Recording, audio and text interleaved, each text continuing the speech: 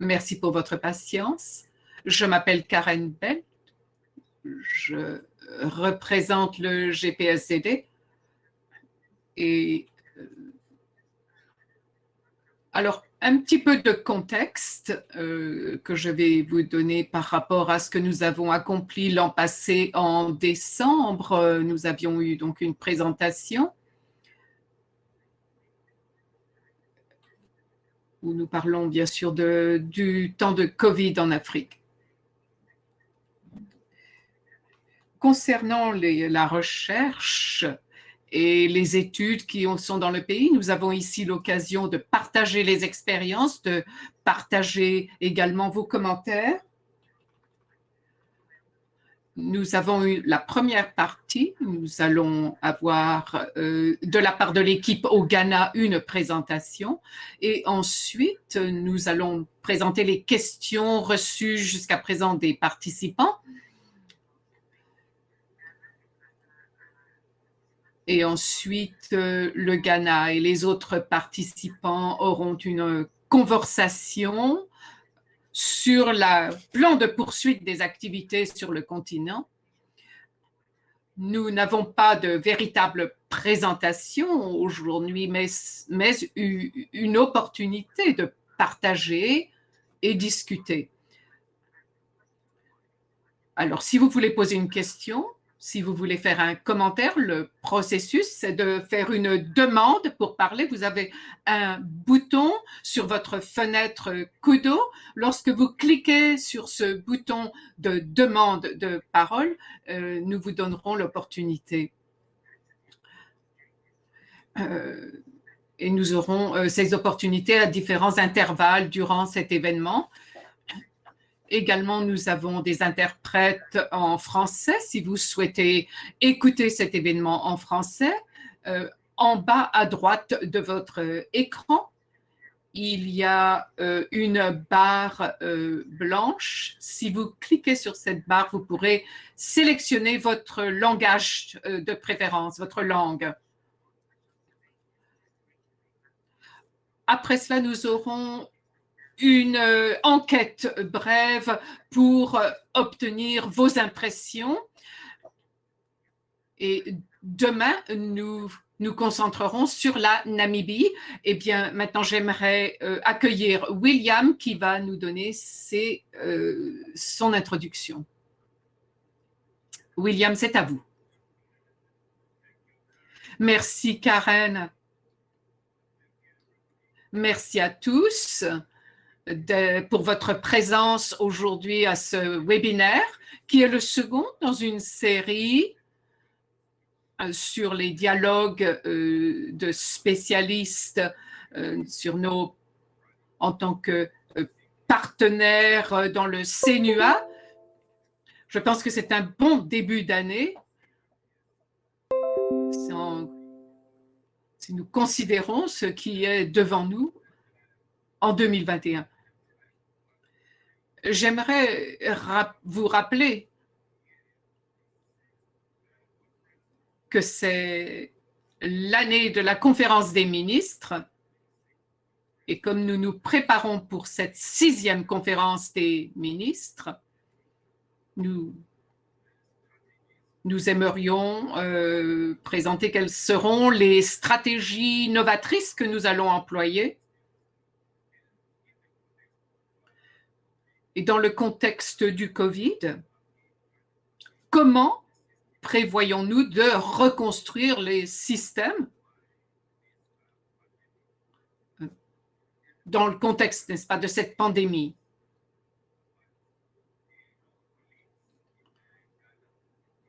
Alors, nous allons entendre ce que nos collègues du Ghana vont présenter, ce qui est donc le plan de poursuite des activités d'inscription des faits d'état civil.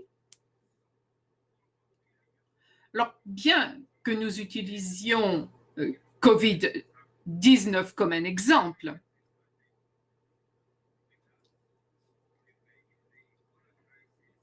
imaginez, nous avons vécu la crise de l'Ebola. Et nous savons que l'Afrique est susceptible d'être victime catastrophes naturelles et autres virus. Et donc, comment pouvons-nous poursuivre nos services dans les situations de crise? L'exemple qui a été documenté par le Ghana et qui va nous aider, en fait, à nous assurer que nous avons des plans mis en place. Nous n'avons pas besoin d'attendre jusqu'à ce que l'urgence se présente pour commencer à réfléchir à un plan de poursuite des activités. Cela devrait faire en réalité partie du système et prêt à être activé en cas d'urgence. Par exemple, s'il y a une catastrophe naturelle ou alors une déclaration d'Ebola ou de choléra ou quoi que ce soit. Ce plan devrait être disponible et devrait être activé, rendu actif au moment de l'urgence. Qu'est-ce qui a besoin d'être mis en place, de se passer pour que le plan de poursuite des activités soit ajusté en fonction des urgences, des crises? Par exemple, si une catastrophe naturelle se produit, comme par exemple un tremblement de terre ou des inondations, cela pourrait demander que les services d'urgence puissent activer, disons dans le cadre d'une pandémie également ou d'une épidémie. Ce plan de poursuite des activités devrait déjà exister dans le pays et ensuite pourrait être modifié en fonction de la nature de l'épidémie ou des questions, des problèmes qui apparaissent. Alors, qu'est-ce qui a besoin ou alors à quoi cela devrait-il ressembler? Ce plan de poursuite des activités, eh bien, la première caractéristique, c'est qu'il doit être dynamique.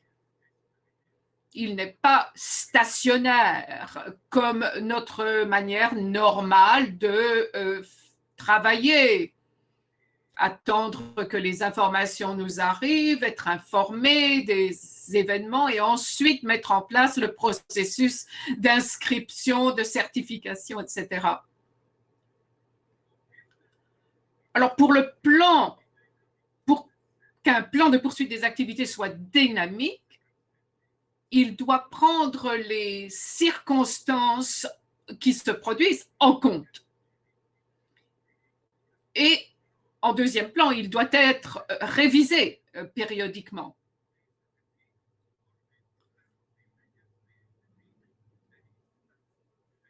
Parce que il doit prévoir. Donc, le plan de poursuite des activités doit suivre la manière dont la situation de crise se développe.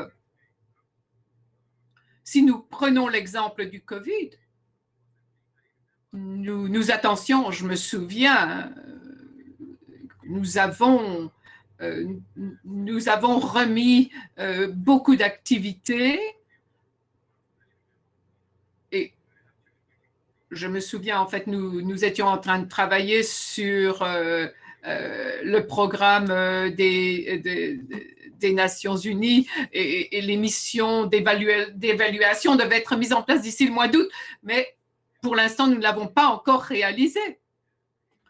Et donc, ce plan doit être révisé périodiquement. Alors, s'il doit y avoir une ouverture des bureaux ou alors une clôture complète et que les gens doivent travailler depuis leur foyer, à distance, etc. Donc, les méthodes de travail doivent être spécifiées. Donc, en ce qui concerne ces plans de poursuite des activités et de continuité, eh bien, ça, c'est basé sur des protocoles qui vont déterminer les enregistrements, par exemple, dans les 30 premiers jours. Donc, S'il y a une urgence, ce ne sera peut-être pas possible, mais les notifications ne seront peut-être pas possibles. Donc tous ces protocoles, toutes ces réglementations, ces règles doivent être révisées pour qu'elles prennent en compte la réalité de l'urgence. Donc, si les informateurs ne peuvent pas, par exemple, se rendre dans les centres d'enregistrement, eh bien, il faut qu'il y ait des révisions de ces protocoles. Il y a les frais également, les éventuelles pénalités. Lorsque l'on ne peut pas tenir les calendriers, lorsqu'il y a des notifications qui doivent être faites en temps et en heure, il faut revoir un petit peu ces règles. Donc, ces caractéristiques doivent véritablement déterminer notre plan de continuité et de poursuite des activités, d'enregistrement des faits d'état civil. Donc, nous allons demander au Ghana comment ils ont géré cette situation et ces principes dynamiques pour assurer la poursuite des activités et quelles sont leurs méthodes de travail, comment ils révisaient les protocoles et ainsi de suite. Donc, je vous remercie de votre attention et nous allons maintenant donner la parole au Ghana. Merci, merci beaucoup William, comme vous l'avez mentionné, vous avez soulevé des points très importants pour suivre notre travail au niveau des CRVS. Donc, j'aimerais maintenant donner la parole au Ghana qui va nous rappeler un petit peu leur travail, qui n'était pas pour les personnes qui n'étaient pas avec nous au mois de décembre. Pendant 5 minutes, résumez un petit peu votre présentation et ensuite nous pourrons passer à des questions. Donc je donne la parole au Ghana.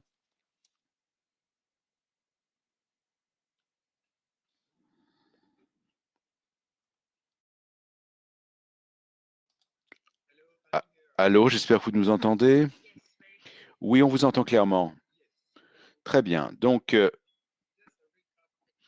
pour résumer un petit peu ce qui a été dit au sujet du Covid-19, au sujet des confinements qui ont lieu dans le monde entier lors du dernier débat, nous avons parlé des activités que nous avions mis en place pour poursuivre les enregistrements. Nous sommes conscients que le pays était confiné, mais qu'on ne pouvait pas attendre trop longtemps. Donc, on a demandé une permission spéciale. Et au, au- au Ghana, dans ces régions, nous avons eu des permissions spéciales, donc, pour pouvoir travailler dans les emplacements qui pouvaient ouvrir, les centres d'inscription qui pouvaient ouvrir. Donc, nous avons contacté le personnel et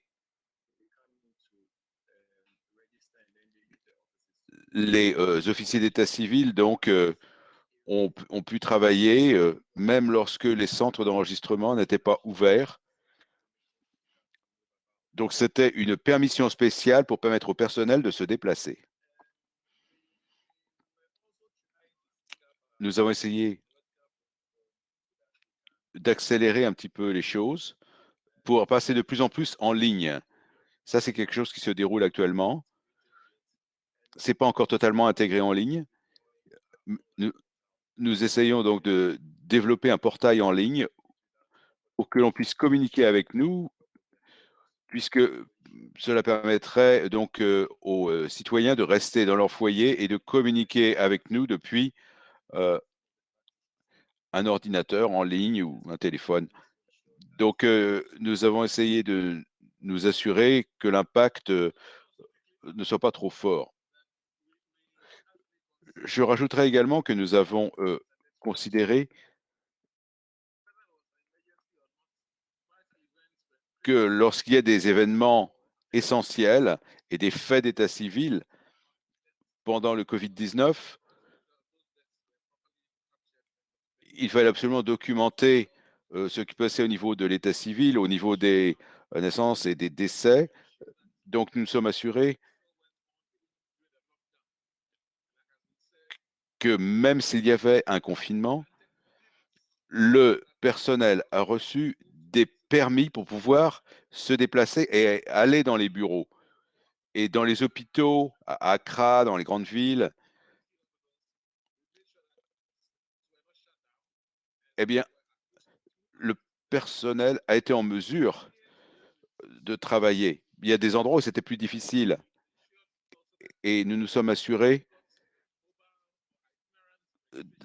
d'avoir des personnes mobiles qui se déplaçaient, qui allaient d'une communauté à une autre pour collecter les informations. Nous les avons équipés. Donc, nous leur avons donné l'équipement de protection et au même moment, nous voulions nous assurer de leur sécurité sanitaire et au niveau administratif, nous avons réfléchi au texte de loi que nous pouvions modifier et je pense que le Ghana a été en mesure de revoir ces lois, ces textes législatifs. On a interprété des protocoles, on a introduit de nouveaux protocoles pour être plus efficace au niveau de la communauté. On a des services d'enregistrement dans des districts, dans des zones et au niveau des conseils également. Il y a une participation forte de l'Assemblée du district, du Ghana et dès le niveau du district, nous sommes fonctionnels et opérationnels. Mais il existe toujours des barrières. Par exemple, les frais d'inscription. Mais il y a une nouvelle loi qui a aboli les frais, les droits d'enregistrement pour les faits d'état civil. Et ça, c'est une grande avancée.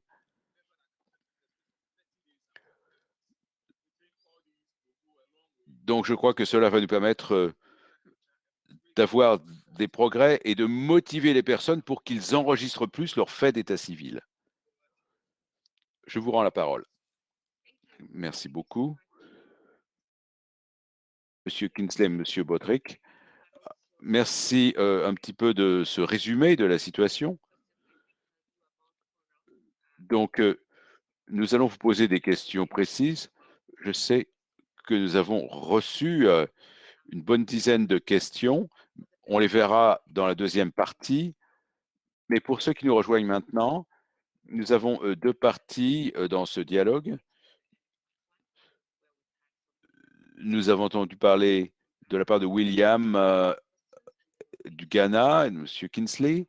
Et nous allons maintenant avoir un facilitateur, un modérateur avec Johan, notre collègue, qui va gérer donc le dialogue. Si vous avez des questions ou des commentaires, le processus, c'est de demander la parole. Il y a un bouton bleu qui se trouve en bas à droite de votre écran et on vous donnera la parole. C'est Zoran qui vous donnera la possibilité de poser les questions si vous voulez le faire oralement.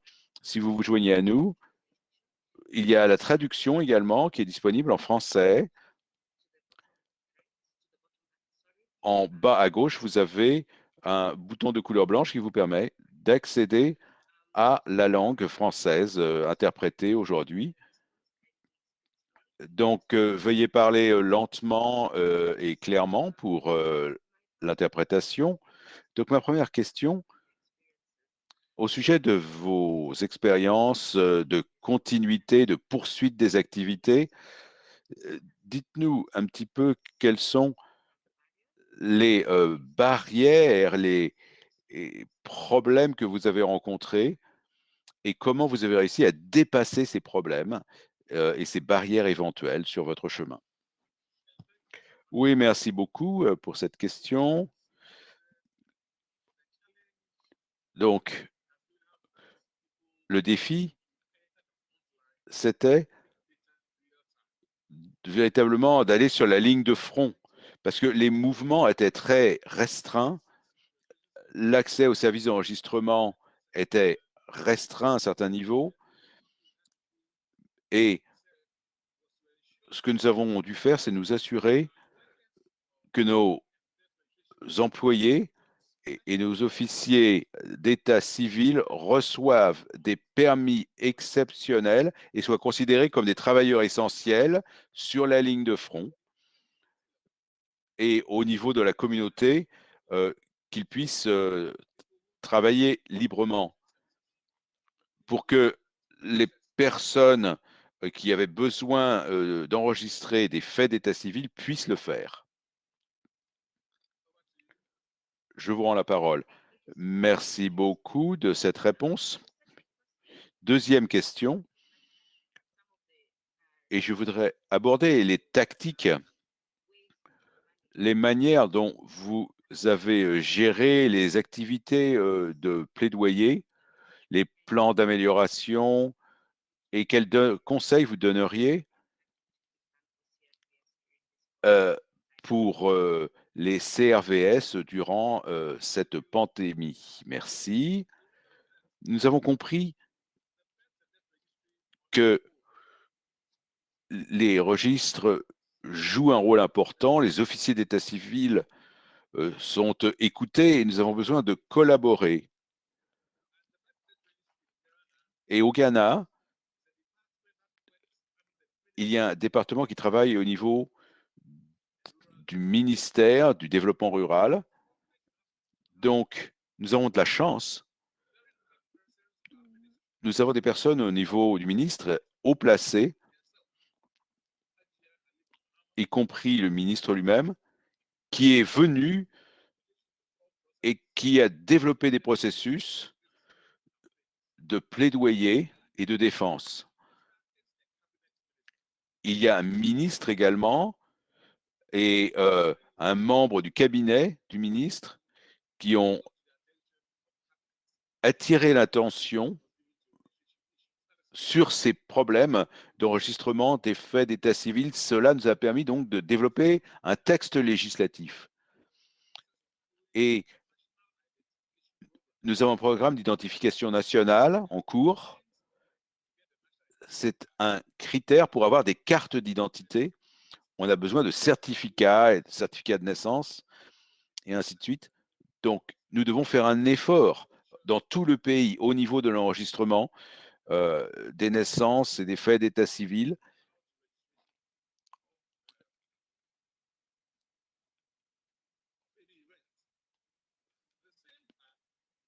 Au même moment, on a eu des consultations avec toutes les parties prenantes. C'est très important au Ghana, notamment avec les chefs traditionnels. Ils jouent un rôle très important dans notre société, ces chefs traditionnels, et nous avons dû leur parler, communiquer avec eux pour qu'ils fassent eux-mêmes des activités, des plaidoyers au niveau de leur communauté. Ces chefs traditionnels ont donc été convaincus et ensuite ont convaincu la population de l'importance des faits d'enregistrement d'état civil. Et dans les cliniques d'immunisation, également, nous avons poussé et promu notre agenda pour véritablement être en mesure d'avoir plus d'enregistrements des naissances des enfants et pour que l'état civil se développe en collaboration avec d'autres services pour que les décès également soient inscrits dans les registres de l'état civil. Donc, on a essayé d'améliorer nos services d'état civil. Donc, tout cela s'est fait dans ces installations et je pense que nous avons réussi à faire des activités de suivi. Donc, nous avons fait beaucoup de collaboration et nous avons obtenu un soutien de divers services pour l'enregistrement des faits d'état civil. Et nous avons travaillé avec diverses agences pour utiliser les données qui ont été générées de cette manière. We have also used Facebook. Nous utilisons également les organisations qui sont basées sur la foi, n'est-ce pas, les organisations religieuses, les mosquées, qui ont l'avantage également de contact. Enfin, ce que nous avons utilisé comme plaidoyer, certaines des agences qui pouvaient se procurer des certificats de décès. Donc, nous avons toutes ces différentes agences et organisations qui, ensemble, ont pu aider, ont pu toucher les gens, les contacter, avoir des événements. Nous avons également, au Ghana, nous efforçons d'engager le service des médias, les stations de radio, de télévision. Ils nous accordent un certain temps à l'antenne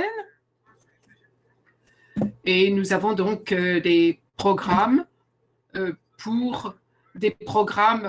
d'inscription en masse pour les résidents du pays. Permettez que j'ajoute rapidement. Le Ghana est un pays qui a été à même d'instituer une célébration, si vous voulez, de septembre à décembre. Nous avons souligné ou élargi ces programmes avec une stratégie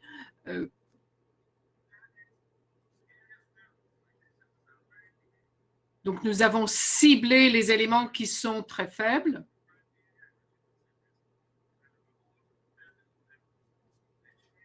Nous notifions les gens des endroits où il y a peu d'accès et nous leur offrons de procéder aux inscriptions avec notre aide gratuitement. Les services d'inscription sont gratuits et fournis par le gouvernement central. Donc, de pouvoir toucher le public, de créer une sensibilisation et une plus grande couverture au niveau donc des enregistrements des faits d'état civil. Merci pour les stratégies de plaidoyer, effectivement, sont importantes avec les ministres et parce que l'inscription des faits d'état civil était impérative, surtout dans les circonstances actuelles. J'ai deux questions supplémentaires pour vous. L'une d'entre elles est technique. C'est une question qui provient de 3 participants. Sur le Ghana cherche à déployer des systèmes mobiles pour les inscriptions. Comment allez-vous tenir compte du fait qu'il pourrait y avoir des problèmes de réseau? Comment utilisez-vous la technologie mobile durant la pandémie? Merci beaucoup. Nous sommes tout à fait conscients des difficultés qui vont se présenter.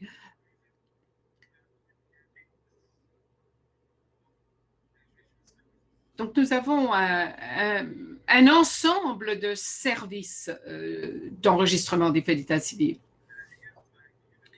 Par exemple, les agences comme l'UNICEF ou la Banque mondiale nous aident à nous assurer que dans les domaines où nous avons une très bonne connectivité Internet, eh bien, nous allons déployer les services en ligne. Dans les régions où l'activité Internet est faible, nous utilisons toujours les services qui sont donc hors ligne et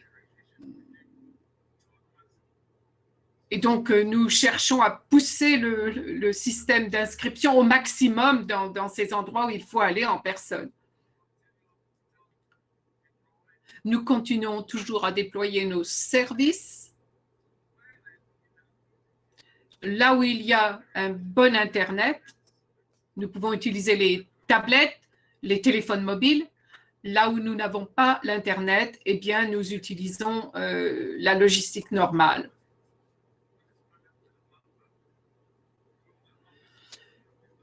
La Banque mondiale, à travers le bureau de notre Premier ministre, nous assiste à développer tout ce qui a à voir avec la technologie mobile pour pouvoir atteindre les régions les plus éloignées du pays.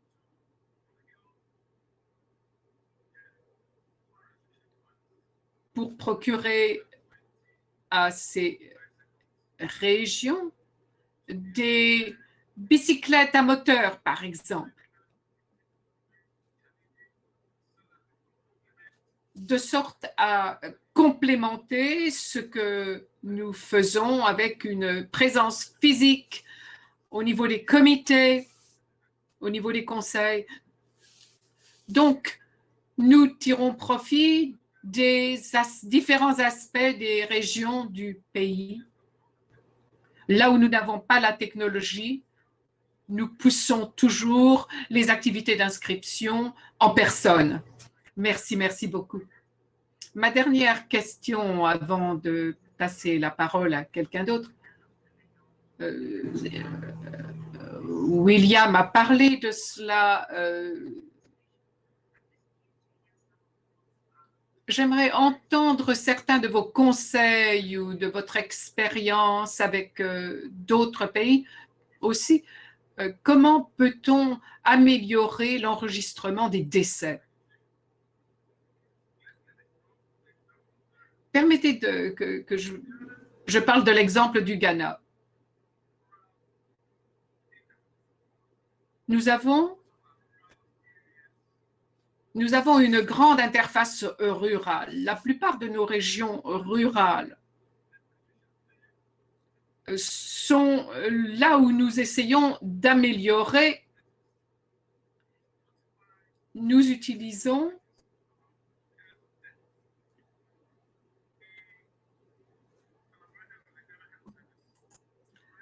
les collaborateurs au niveau du Ghana.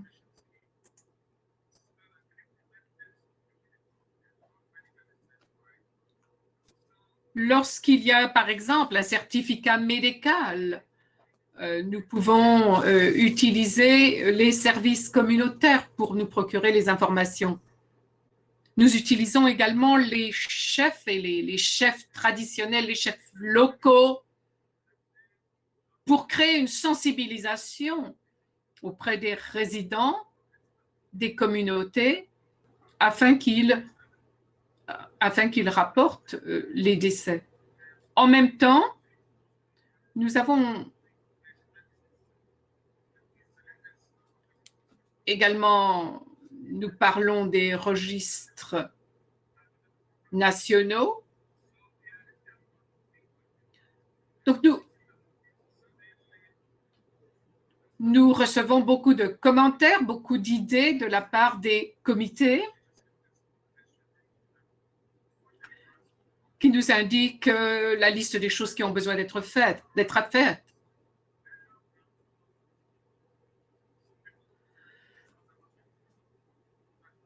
Les cimetières ne sont pas contrôlés. Donc, il y a maintenant une nouvelle loi qui demande que tous les centres de pompes funèbres, tous les enterrements prévus doivent être enregistrés. Il doit être obligatoire pour pouvoir faire un enterrement que le décès soit rapporté.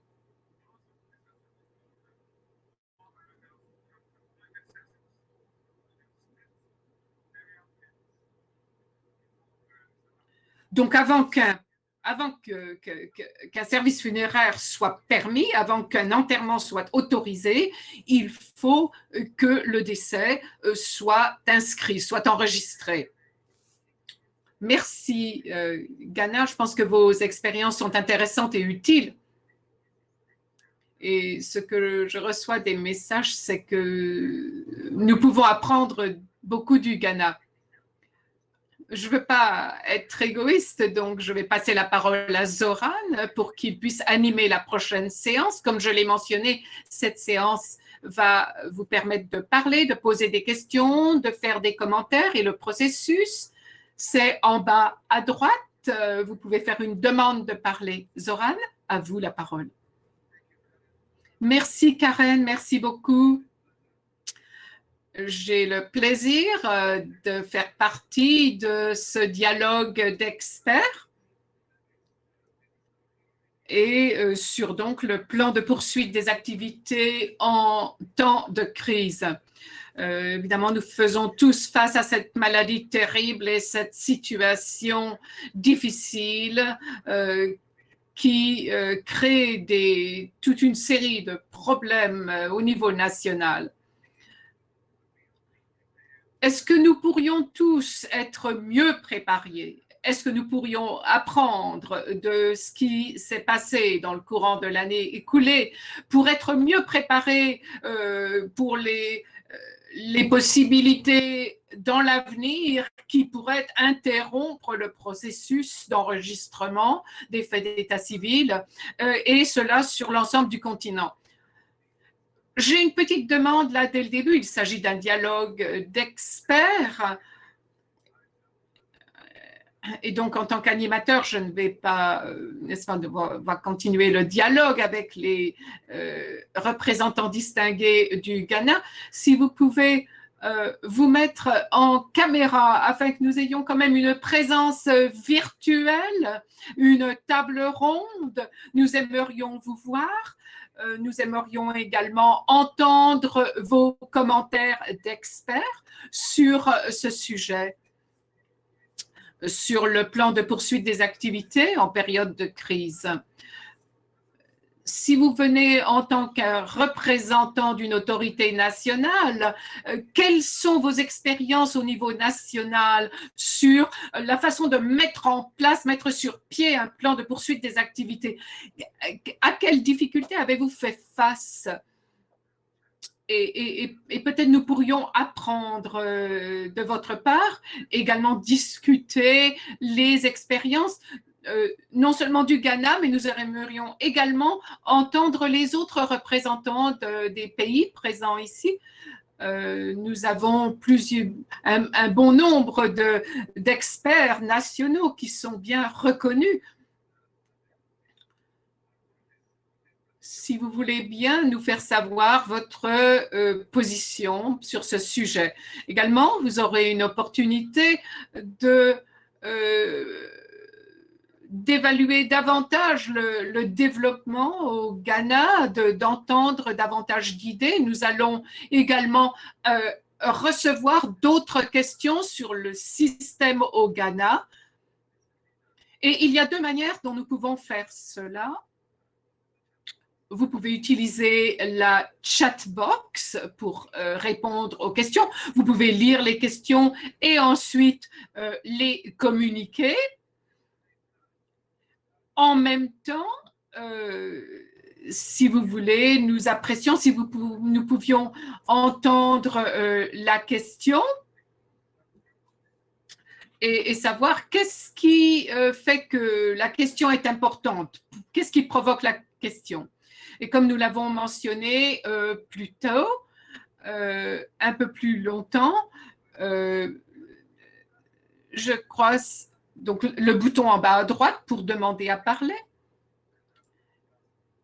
Et ensuite, nous pourrons vous passer la parole pour que vous posiez la question, que vous fournissiez des commentaires.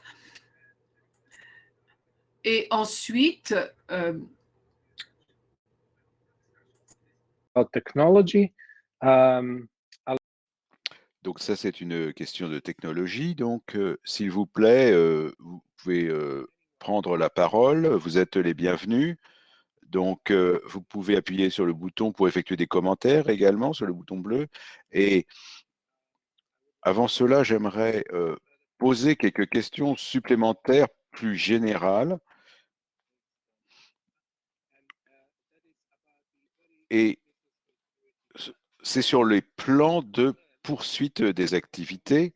J'ai lu les commentaires sur le chat et nos collègues sont impressionnés par la large gamme d'approches diverses et novatrices que vous avez utilisées au Ghana et qui ont été maintenant utilisées aussi dans d'autres pays. Donc ma question serait la suivante. Dans quelle mesure cette crise a accéléré les projets et les plans que vous aviez auparavant? Et ces nouvelles approches, allez-vous être en mesure de les poursuivre? Parce que par rapport aux règlements qui existent hors des situations de crise, est-ce que ça aurait été possible de le faire sans cette crise, ces améliorations et cette nouvelle réglementation? Oui, merci de votre question. Donc, avant le Covid,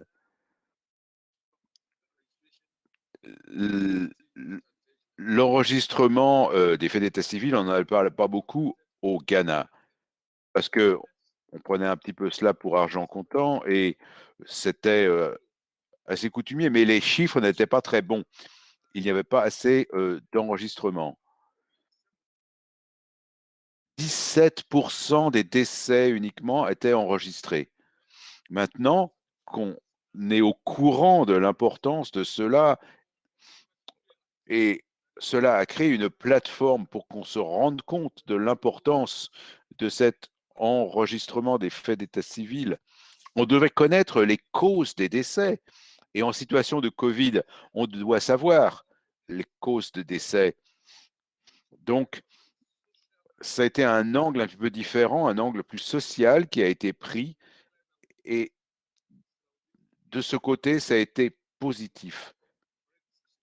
Et ça nous a permis de prendre des décisions qui nous permettent également de lutter contre la pandémie.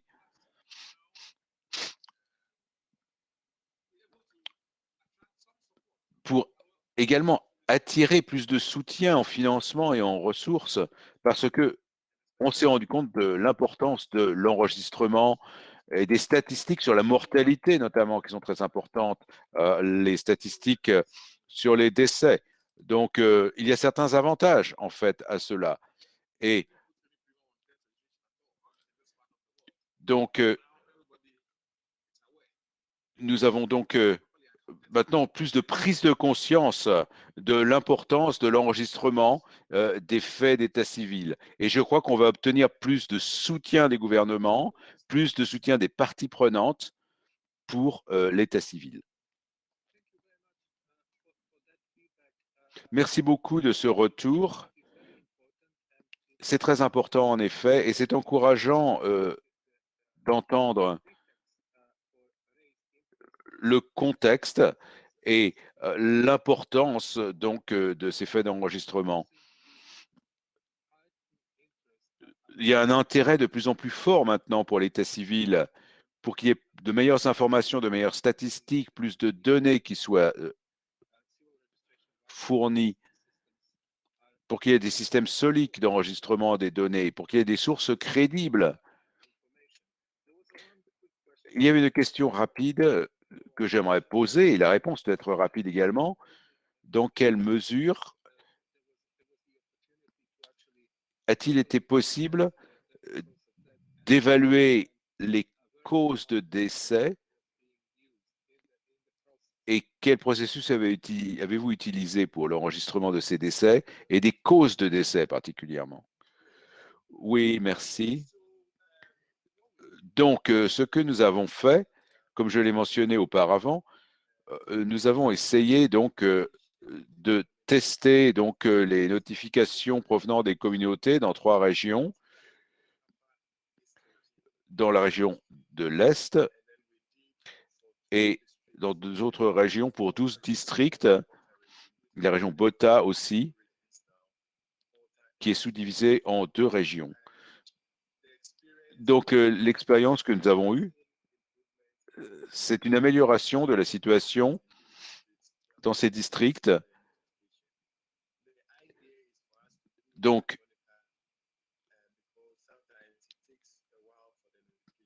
parfois, cela prend du temps pour les notifications, pour avoir l'obtention des permis, pour obtenir ces notifications. Donc, c'est l'expérience que nous avons eue. Oui, j'y rajouterai quelque chose. Pour les autopsies qui sont réalisées à la suite des décès, traditionnellement, on aime avoir les causes médicales des décès et les coronaires, les spécialistes, donc les médecins légistes, doivent pouvoir véritablement trouver la cause du décès, la cause véritable du décès. Mais parfois, les corps sont déjà enterrés et bien entendu, les causes de décès ne sont pas clairement établies. Mais maintenant, nous avons plus de prise de conscience des besoins d'avoir les causes des mortalités, les causes des décès. Donc, on a donc un système qu'on a encore perfectionné, mais maintenant un système qui nous permet d'avoir plus d'autopsies et plus de travail des médecins légistes pour connaître les causes des décès au Ghana. C'est quelque chose qui sera de plus en plus important. Nous avons besoin d'un système solide à ce niveau. Nous avons de plus en plus de cas de reportés. Maintenant, nous avons besoin d'une qualité accrue concernant les causes des décès qui doivent être mieux connues. Merci beaucoup. C'est tout à fait utile d'apprendre cela. C'est pour ça que nous avons cette discussion en cette deuxième partie. Nous parlons d'autres aspects. Nous travaillons virtuellement maintenant. J'aimerais connaître des opinions, des points de vue, des positions d'autres pays et d'autres entités. Nous avons des collègues distingués qui sont disponibles pour partager également leurs expériences. Donc,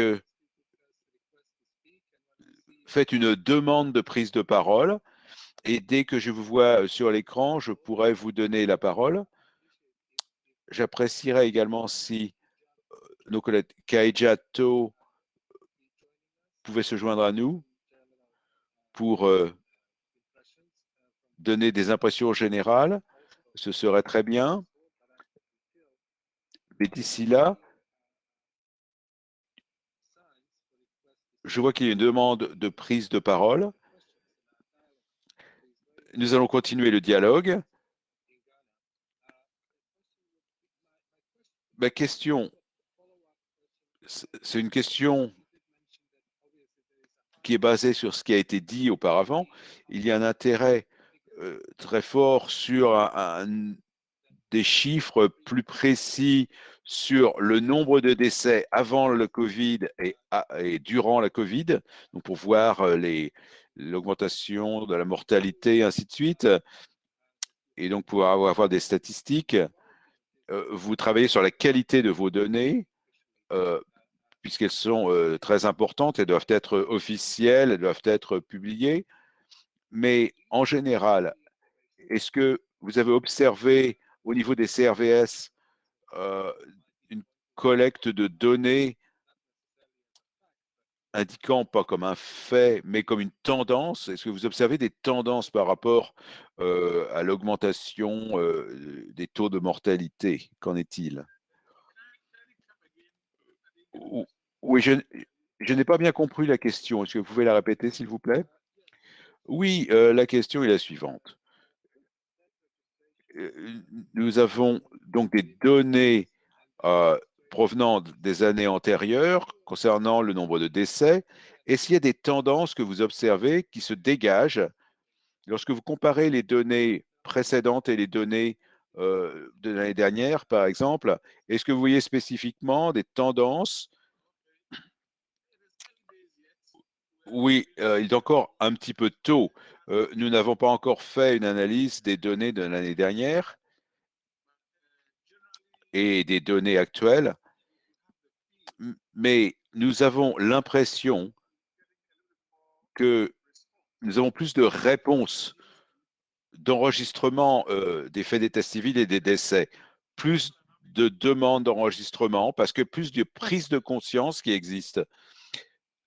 Il faut enregistrer les décès, la population le comprend,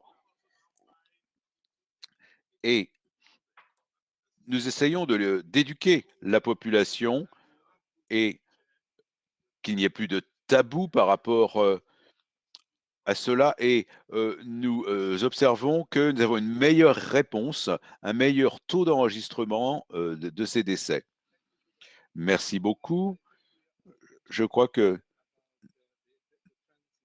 c'est important de voir ces tendances qui se dessinent au niveau de la mortalité, et c'est une mortalité plus forte.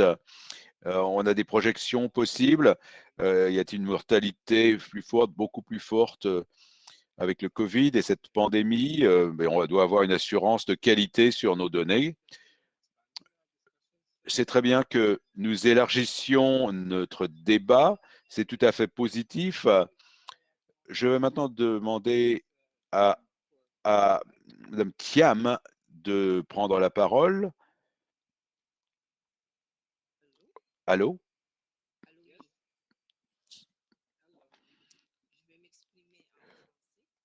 Bonjour à tous. Bonjour. Je félicite vraiment le Ghana pour les progrès et les initiatives qu'ils ont eu à faire sur ce plan de continuité. Mais j'aimerais revenir sur un aspect qui est plus important pour nous, c'est-à-dire l'offre de services d'état civil, parce que dans nos pays, on voit que la couverture des centres d'état civil est assez faible. Nous avons des zones où il y a des villages qui sont très éloignés des centres d'état civil. Et j'aimerais que le Ghana nous partage un peu l'expérience des stratégies qu'ils ont eu à utiliser pour rapprocher les services de l'état civil aux populations. Est-ce qu'ils ont eu à mener des activités pour que les lieux où les centres sont très éloignés, qu'on ait un enregistrement effectif des naissances au niveau de ces zones-là? Donc, quelles ont été les stratégies qui ont été utilisées dans ce sens-là? Ensuite, par rapport au portail, je vois qu'il y a différentes stratégies qui sont utilisées selon la couverture en réseau des zones. Est-ce que cela ne crée pas en fait une distorsion entre la couverture totale du pays? Si on utilise différentes stratégies selon les zones, quelle a été l'expérience en termes de collecte de données qu'ils peuvent partager avec nous, avec ces deux systèmes-là, un système normal dans des zones où il y a une faible couverture et un système avec un déploiement en ligne dans des zones où il y a une forte couverture en réseau? Est-ce qu'il n'y a pas eu de biais qu'ils ont constatés lorsqu'ils ont utilisé à faire une agrégation de ces deux stratégies-là? Merci, je remercie encore le Ghana et merci pour la possibilité que vous donnez au Sénégal pour participer à ce dialogue. Merci.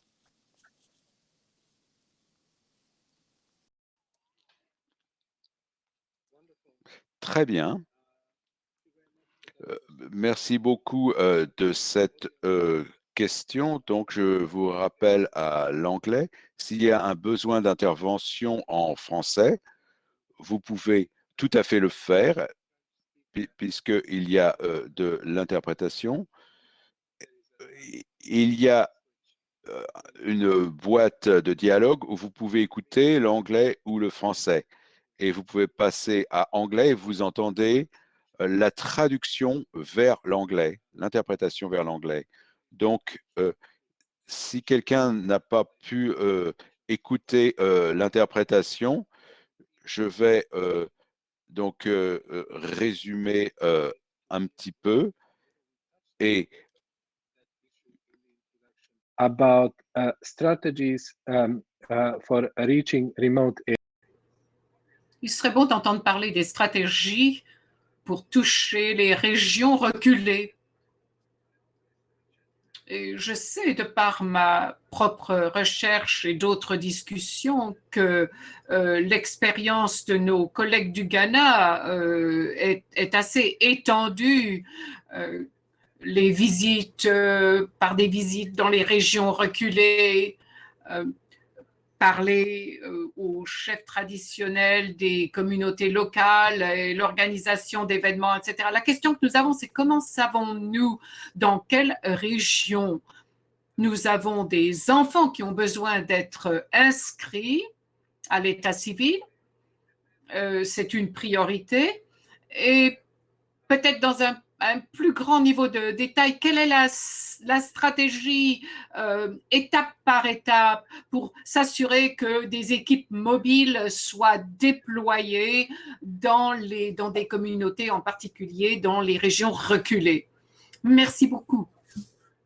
Ce que nous avons fait au Ghana, c'est que nous avons déclaré chaque zone une zone prioritaire. Mais nous avons mis l'accent sur les zones qui sont difficiles d'accès, en particulier les zones rurales. Donc, nous sommes en rapport avec les chefs de communauté, avec les prestataires de santé, de soins de santé. Et donc, nous sommes à même d'obtenir des informations de la part des services de santé. Donc, nous avons des informations et nous avons également des agents pour l'inscription d'état civil qui forment des équipes et qui travaillent en collaboration avec les prestataires de services de santé, aux enfants spécifiquement. Nous avons également des volontaires basés dans les communautés. Et de manière mensuelle, ils nous font un rapport sur la zone de chacun afin que les événements puissent être trouvés et enregistrés sur le champ. En l'espace d'un an, du moment où un enfant est né, et ensuite, il y a des pénalités et des honoraires à payer éventuellement. Nous avons trouvé que pour que la population réponde à ces services, nous demandons également les certificats pour l'inscription à l'école. Chez nous, l'éducation commence à l'âge de 4 ans et il est gratuit de s'inscrire et nous avons besoin donc du certificat de naissance pour l'inscription scolaire. Également, nous demandons à certaines personnes de nous aviser, les prestataires de soins de santé, les responsables des écoles. Nous avons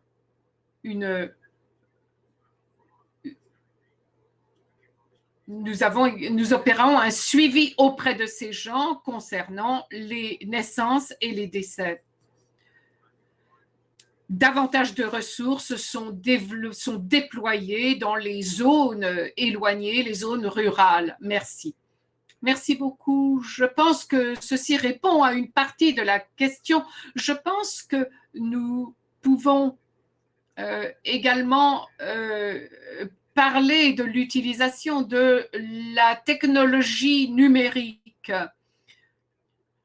J'aimerais aussi parler de quelque chose que vous avez mentionné brièvement, qui est extrêmement important, quelque chose que nous voyons dans les autres pays en Afrique.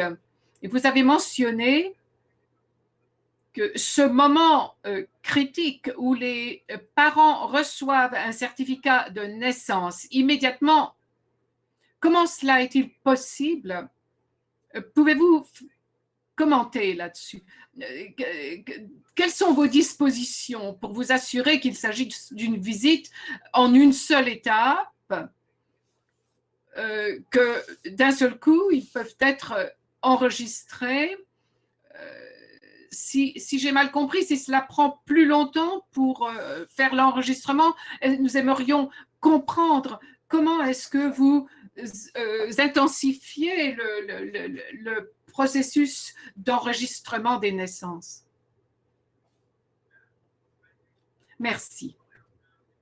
Ce que nous avons fait, c'est que nous avons réalisé que nous avons des enregistrements au niveau des districts. Et ils se procurent des certificats qui sont pré-imprimés. Et donc, ils ont déjà le certificat à disposition, ils ont déjà le formulaire. Et une fois que les données sont captées, il faut environ 15 minutes pour finir un certificat. Et donc, à ce point, si tout se passe bien, l'agent de registre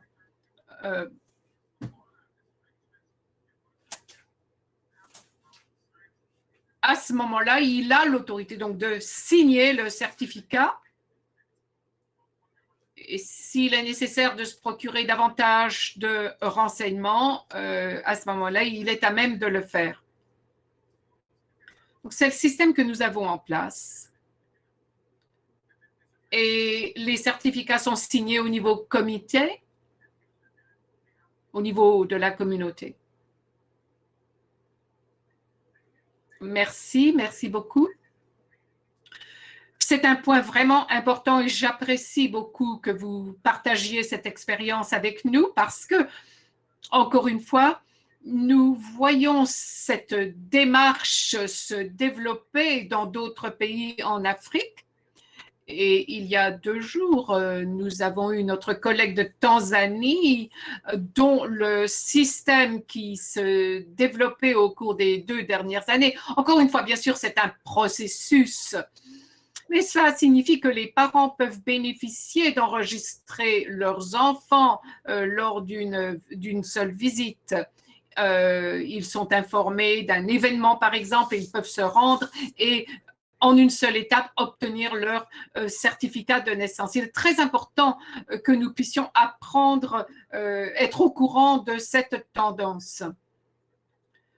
Les prochaines questions que j'aimerais poser, c'est sur l'importance de la numérisation dans les processus d'enregistrement des faits d'état civil. J'aimerais recueillir vos commentaires sur cette démarche en deux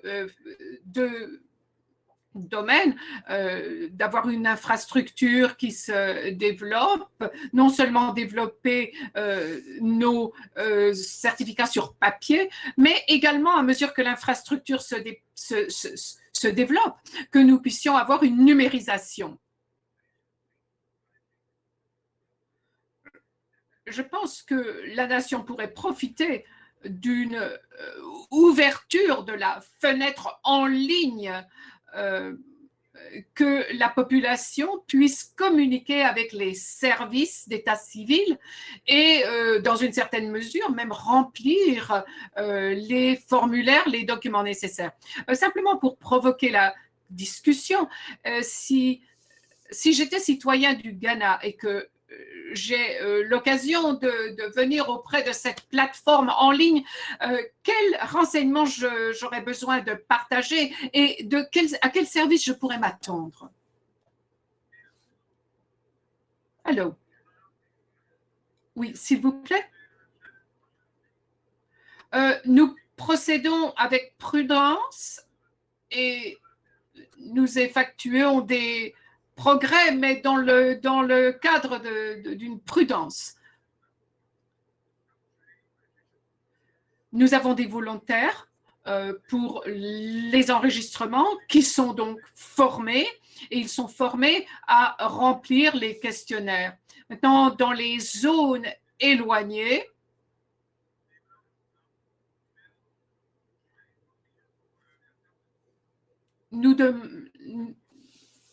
nous demandons qu'ils remplissent les formulaires par leur tablette ou leurs laptops, leurs ordinateurs mobiles. Et tout cela peut être collecté dans un seul service. nous n'avons pas encore ouvert la possibilité de faire des demandes directes en ligne. Seulement pour pouvoir demander des copies certifiées de l'enregistrement. Mais il faut toujours remplir le document et ensuite que le personnel envoie les informations, etc. Donc, nous faisons ça, comme je l'ai dit, avec un certain niveau de circonspection. Maintenant, une fois que notre infrastructure sera complètement développée, à ce moment-là, en ligne, nous pourrons faire les demandes seront approuvées en ligne. Et au niveau du district, mais nous n'avons pas encore atteint ce point. Merci beaucoup. C'est un point très intéressant. Et encore une fois, il faut que je dise qu'il y a des similarités frappantes avec l'expérience d'un autre pays africain qui travaille sur la mise en œuvre de ce programme. Et donc développer le processus en ligne où l'inscription, l'enregistrement des faits d'état civil peut être effectué totalement et ensuite obtenir le certificat terminé. Encore pour moi, il s'agit de souligner ce point très important. Cette tendance nous oriente vers le besoin de développer davantage ces possibilités et d'avoir cette opportunité dans l'avenir. Comme je l'ai dit plus tôt,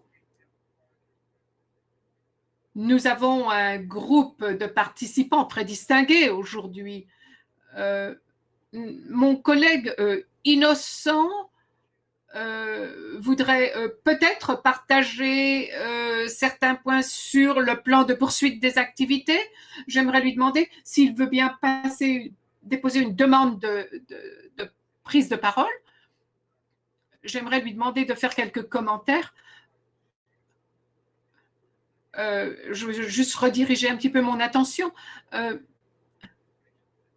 La fonction des centres d'enregistrement à cause de COVID-19, ce que je réalise d'après les questions reçues jusqu'à présent, comment est-ce que le processus, légalement, institutionnellement, comment fonctionne-t-il peut-être étape par étape au Ghana après le confinement, depuis le confinement, il y a eu donc des mesures spécifiques prises durant le confinement pour obtenir des permissions spécifiques pour pouvoir continuer l'opération des bureaux d'enregistrement des faits d'état civil. Je sais que vous avez mentionné assez au début de votre intervention, mais encore une fois, nous pourrions peut-être brièvement repasser sur ce qui est très spécifique au Ghana, à savoir quelles sont les décisions qui ont besoin d'avoir lieu avant que toutes les capacités soient mises en place. Merci beaucoup. Dans le cas d'un confinement,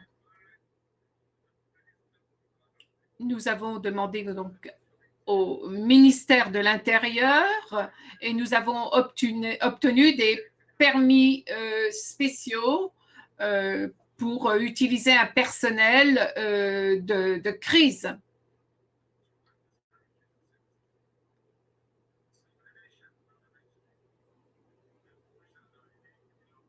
Donc,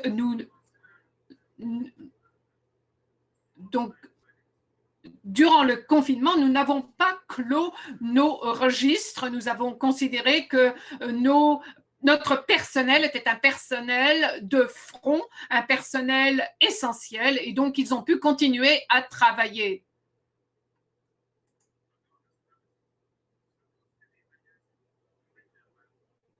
Donc, nous pouvions les contacter par téléphone. Et donc, ce que nous avons fait, c'est que nous leur avons fourni des PP, des protections personnelles, afin que l'équipement nécessaire pour qu'ils puissent continuer à travailler. And we intend to pursue. Et donc, cet équipement de protection leur a permis de poursuivre leur travail. Merci beaucoup pour cette réponse. Je crois que nous avons bien couvert ces points. Et lorsque nous aurons notre prochaine séance, le Centre d'excellence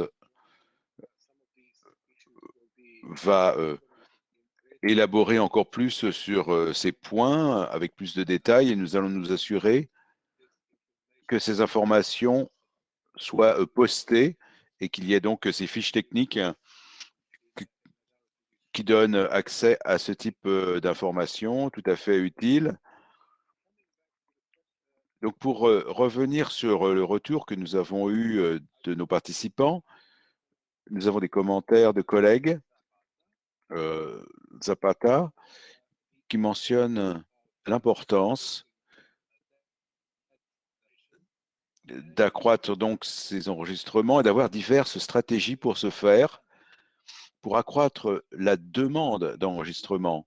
Donc, comme vous l'avez indiqué précédemment, il y a plusieurs stratégies qui sont déjà en place au Ghana. Et Zapata a mentionné que si une compagnie d'assurance, une société d'assurance fournit par exemple une couverture pour l'enterrement des personnes décédées, eh bien, on a besoin de certificats pour obtenir donc la prime d'assurance. Et cela permet donc d'accroître la demande d'enregistrement des faits d'état civil. Donc, une brève question. Il y a des stratégies similaires qui sont utilisées au Ghana? Ou bien est-ce que vous réfléchissez à d'autres manières de faire prendre conscience de l'importance des faits d'enregistrement d'état civil et fournir véritablement des incitations très pratiques pour... Oui, comme je l'ai mentionné auparavant, au Ghana, il y a un régime similaire. Avant, pour assurer, pour accéder à des assurances ou à la sécurité sociale, vous avez besoin de présenter des certificats et des certificats de décès.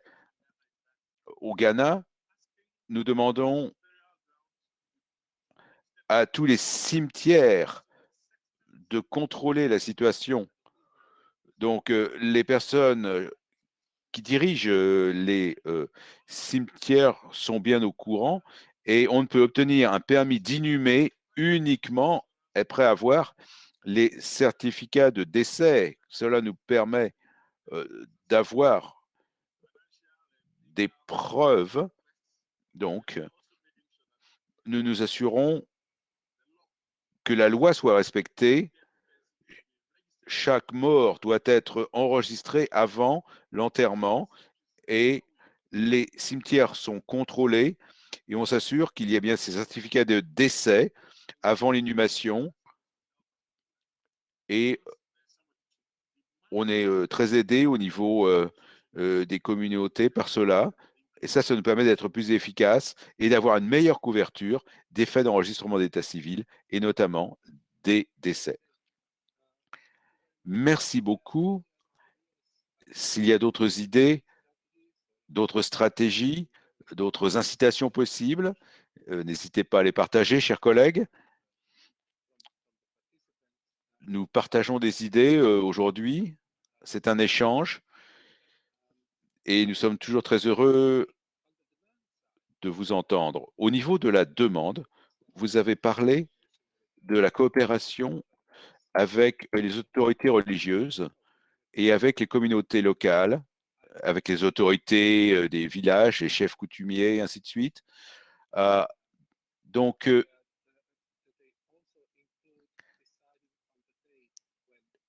ils décident également des dates où ces enregistrements d'état civil peuvent être effectués.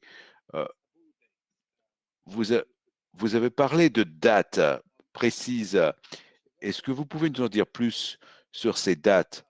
Qu'est-ce que vous prenez en compte lorsque vous décidez ce jour-ci, ce sera la possibilité pour nous de venir dans cette communauté, de visiter cette communauté? Ça va être une date d'enregistrement.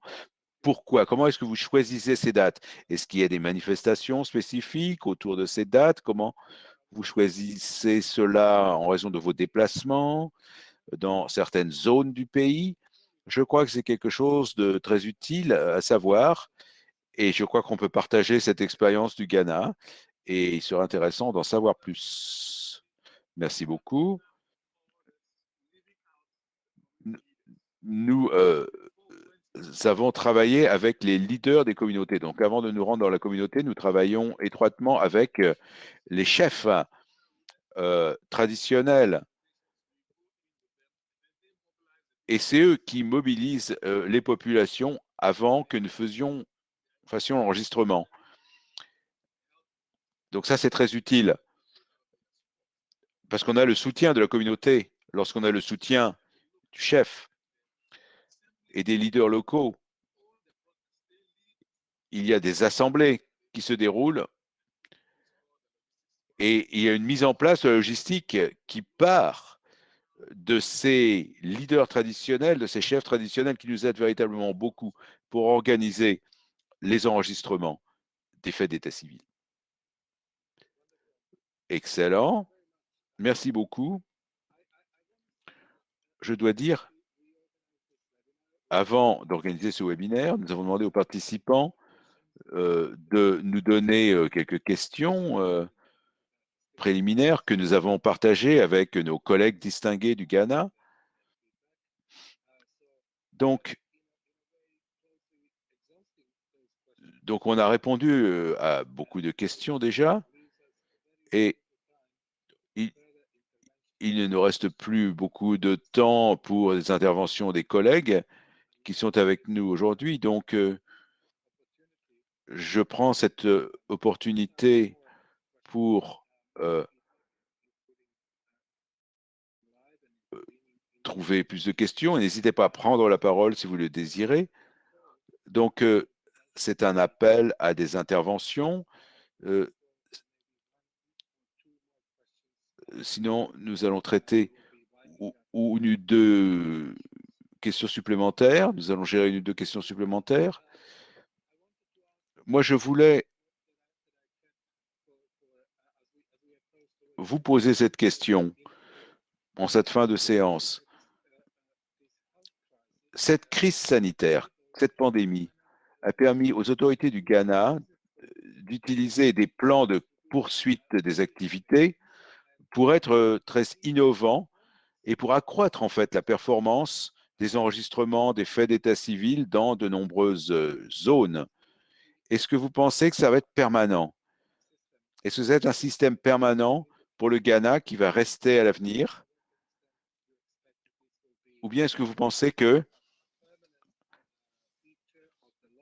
ça va être une loi qui va rester permanente? Est-ce que les règlements vont rester, seront pérennes? Oui, je vais tenter de vous répondre. Le gouvernement du Ghana s'intéresse beaucoup à l'enregistrement des faits d'état civil. Nous avons besoin de données plus précises sur notre population et nous devons lancer des programmes gouvernementaux grâce à ces données d'état civil. Le gouvernement comprend bien maintenant que les certificats de naissance sont essentiels pour le développement de cartes d'identité et d'un système d'identité au Ghana. Et pour la planification, nous en avons besoin dans les districts. Nous devons savoir exactement, avec un recensement, quelle est notre population. Le Ghana travaille avec diligence. Nous avons les objectifs de développement des Nations Unies. nous devons bâtir des services d'état civil. C'est une pierre angulaire, cela. C'est absolument essentiel pour faire des programmes de développement et pour nous assurer que nous ayons des systèmes d'identité bien en place. C'est vraiment la pierre angulaire du développement, tout cela. Le Ghana, très sérieusement, s'engage à décentraliser la gouvernance, à faire des efforts de décentralisation dans le pays. Et là, une nouvelle fois, on a besoin de données de qualité. Le gouvernement le comprend. Les services d'état civil peuvent fournir des données qui vont être très utiles pour le développement au niveau du district, au niveau des régions. Donc, on investit véritablement dans de meilleurs systèmes pour assurer que toutes les parties prenantes soient engagées, pour qu'on connaisse les mariages, les décès, les naissances, pour que on ait un composé de toutes ces faits d'état civil et que ainsi on puisse planifier le développement du pays. Commencer au niveau local pour que ces faits d'état civil soient bien notés. Merci beaucoup. Donc, je vois que vous pensez à l'avenir pour le système du Ghana et c'est un message qui sera entendu. La mise en œuvre de plans de continuité du travail et de poursuite des activités, c'est très important pour les réformes à venir, pour l'amélioration des systèmes d'enregistrement des faits d'état civil dans les pays. Donc, ce que nous retenons de cette discussion, c'est qu'il y a des efforts supplémentaires et notables d'introduction de nouvelles approches d'enregistrement des naissances, notamment. Et ça intéresse de plus en plus le gouvernement ghanéen. Les systèmes CRVS, les autorités CRVS peuvent faire beaucoup pour la société et donner des informations de valeur que ces services fournissent déjà. Je ne vois pas d'autres questions. J'aimerais bientôt donner la parole à Annette. Mais ma question serait la suivante. 3 questions. Est-ce que vous voyez des possibilités de partager des données statistiques avec les bureaux statistiques nationaux? Dans quelle mesure ces données seraient utiles pour ces entités et quelles recommandations est-ce que vous donneriez à d'autres collègues dans le continent africain? Qu'est-ce qu'on peut retenir de votre expérience? Qu'est-ce que l'on peut mettre en œuvre ailleurs, dans d'autres pays, en ce qui concerne les plans de continuité, les plans d'amélioration des services d'enregistrement d'état civil? Oui, merci beaucoup. Au Ghana, nous avons un très bon rapport avec les services de statistique du Ghana. Et nous devons faire des rapports réguliers des services d'état civil vers les services statistiques. Et donc, cela permet de faire une analyse des données qui sont par la suite publiées. Donc, il y a une migration des données, c'est pour cela que nous travaillons au niveau gouvernemental pour que nous fassions ces projections, pour que nous utilisions nos cartes, pour que nous ayons des cibles, des estimations pour chaque région. Donc, nous tentons de travailler en ce sens. Il y a donc une analyse des données qui est effectuée. Il y a beaucoup d'aspects techniques qui rentrent en ligne de compte. Nous avons des programmes qui nécessitent véritablement des statistiques poussées. Nous travaillons avec nos collègues de ces services et il y a un excellent rapport de travail avec les services statistiques qui centralise, qui est l'agence de centralisation de toutes ces données. African countries, that there's a need for. Nous aimions recommander à nos pays africains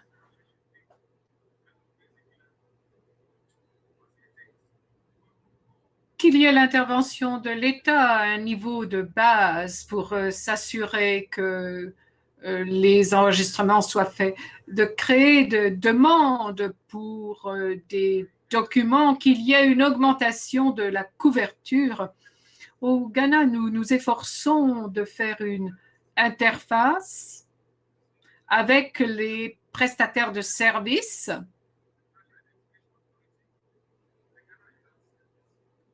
pour que les services de santé du Ghana puissent aider et partager dans la fourniture des renseignements nécessaires à l'enregistrement des faits d'état civil.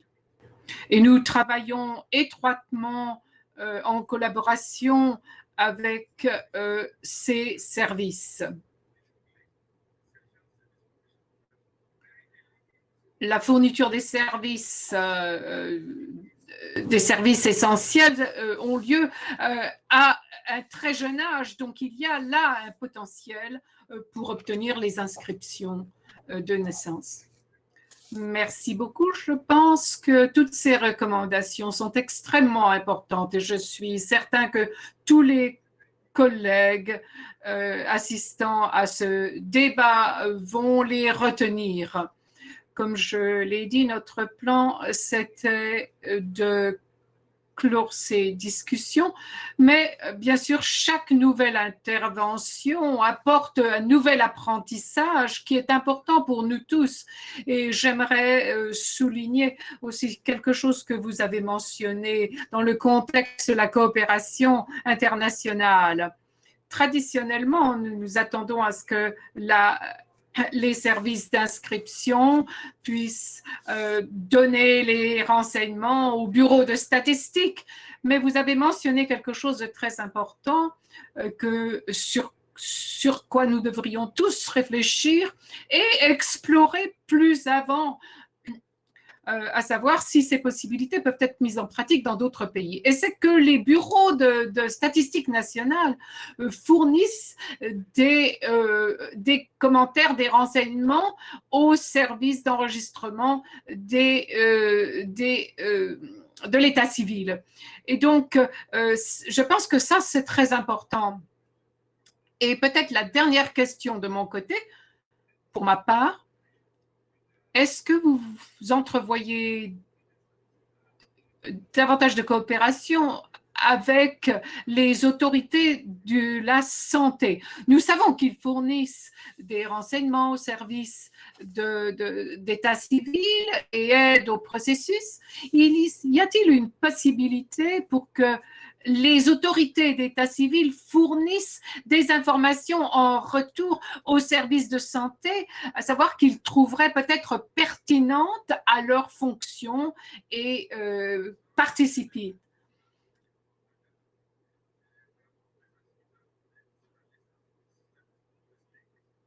Oui, je n'ai pas mentionné cela, mais ces fonctions sont liées.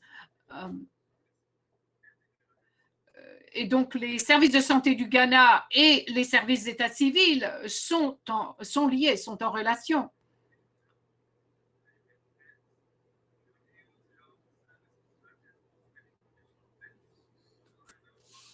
Il y a donc beaucoup de renseignements qui passent entre les services et grâce à l'interface entre les services de santé et les services d'état civil. Et donc, les informations qui parviennent aux services de santé peuvent également revenir à l'état civil. Et donc, nous avons beaucoup de partenariats de travail entre ces services. Voilà, c'est très important.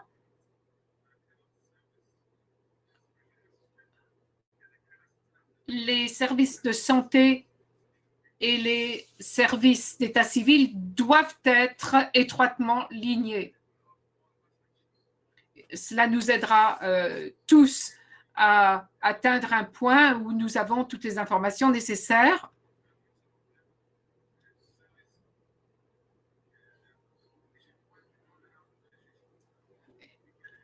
Là où il y a un moment où nous n'avons pas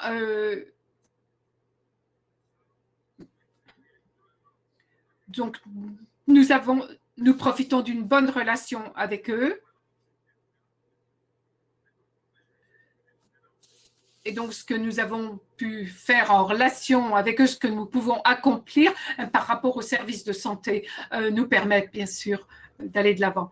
Merci beaucoup. Nous sommes très heureux d'entendre qu'il y a une reconnaissance au niveau institutionnel, à savoir à quel point ces services peuvent collaborer et peuvent renforcer le travail l'un de l'autre au profit des deux secteurs du gouvernement. Merci beaucoup pour votre aimable commentaire et votre partage des bonnes pratiques. Je pense que grâce à cette conversation, nous avons reçu de bonnes idées sur ce qui se passe au Ghana et cette discussion a mis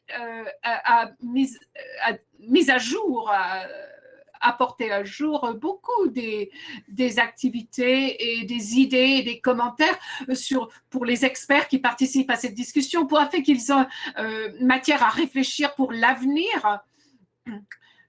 Il va y avoir un apprentissage continu qui va être généré donc par ces discussions au profit des audiences d'experts et de praticiens, prestataires d'experts. Pour ma part, je vais donc clôturer et passer la parole à ma collègue Annette pour les remarques de conclusion. Annette, merci beaucoup, Zoran. Merci, Monsieur Kensley, Monsieur Daniel. Merci beaucoup. Cela a été une très bonne discussion. Nous avons tous appris beaucoup.